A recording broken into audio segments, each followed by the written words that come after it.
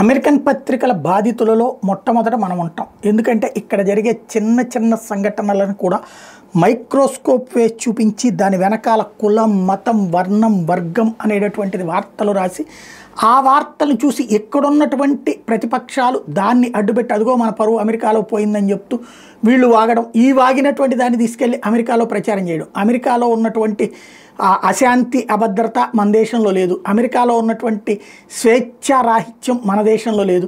అమెరికాలో ఉన్నటువంటి నిబంధనల ఉల్లంఘన మన దేశంలో లేదు.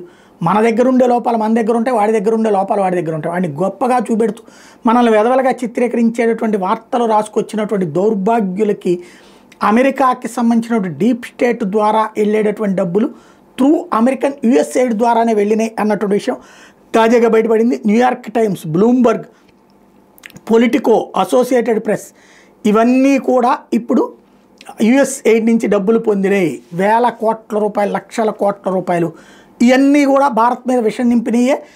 నరేంద్ర మోడీ మీదన, ఆర్ఎస్ఎస్ మీదన విపరీతంగా నెగిటివ్ ప్రచారం చేసినాయి. అంటే అమెరికా డబ్బులతో వీళ్ళందరూ కథ నడిపారన్నటువంటి విషయం స్పష్టమైపోతుంది.